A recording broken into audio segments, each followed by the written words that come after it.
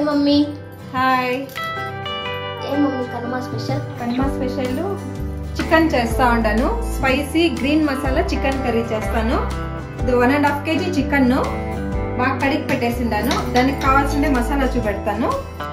chillies ఒక 12 చిల్లీలు ఎత్తుకోండాను green chilli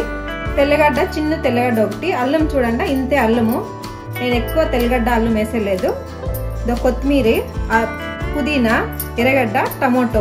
ఎర్రగడ్డ ఒకటి పెద్దది వేసుకోండి టమాటో ఒకటి పెద్ద సైజ్ కట్ చేసి పెట్టుకోండి ఇప్పుడు దీంట్లోకి రుబ్బుకోనేకి చూడండి చెక్క ఇంతే చెక్క వేస్తాను 1.5 kg కి 6 లవంగాలు వేస్తాను అంతే ఒక 2 యాలక్ గుడ్లు మిరియాలు కొంచెం ఎక్కువ వేసుకోవాలా మనం చిల్లీ పౌడర్ వేసలే కాబట్టి మిరియాలు పచ్చిమిర్చినే దీనికి స్పైసీ ఇప్పుడు దీన్ని గ్రైండ్ చేసుకుంటాను కొద్దిగా నూనె వేసుకుంటాను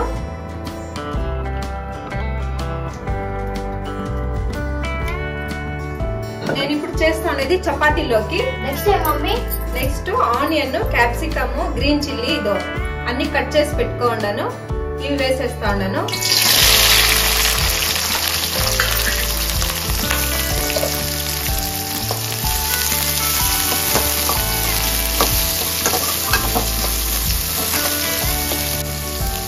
దీంట్లోకి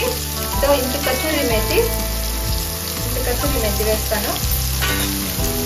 అంటే రాళ్ళు పిండేస్తా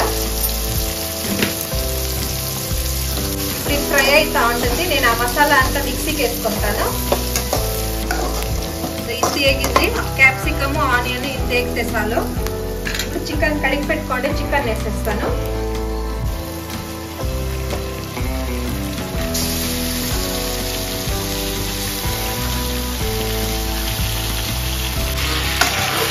చికెన్ లో ఏ ఐటమ్ చేసినా ప్రతి ఐటమ్ కి క్యాప్సికమ్ వేస్తాను ఎందుకంటే చికెన్ స్మెల్ ని కొంచెం అవాయిడ్ చేస్తుంది క్యాప్సికమ్ వేస్తే ఒక స్పూన్ పసుపు కూడా వేస్తాము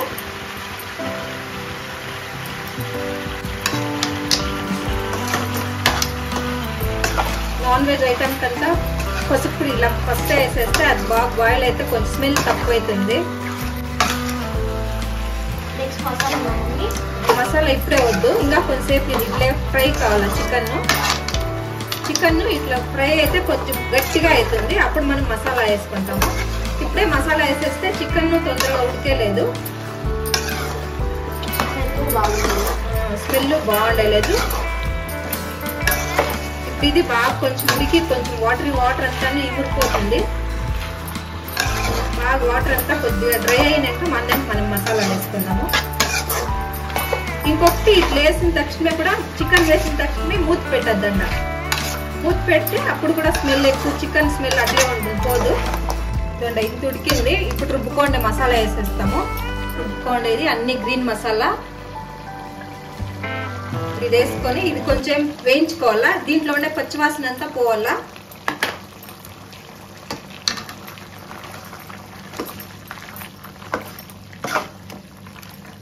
వాటర్ కొంచెం కూడా వేయలేదు చూడండి ఎంత ఇంకా దాంట్లో వాటర్ ఉంది చికెన్ లో అప్పుడు చికెన్ బాగా కడిగి బాగా ఇంతగా వాటర్ అన్ని వంచేసింది అయినా కూడా మళ్ళీ చికెన్ లో వాటర్ ఉంది ఇప్పుడు మనం పుదీనా అంతా ఏమి వేయించుకోలేదు అన్ని అట్లే రుబ్బుకోవడం కాబట్టి ఈ పచ్చివాసన పోవాలి కొంచెం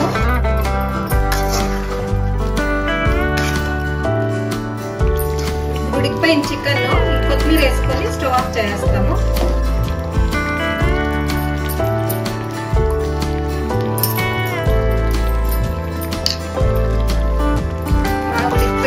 ఆఫ్ చేసి చపాతీ చేసుకోండి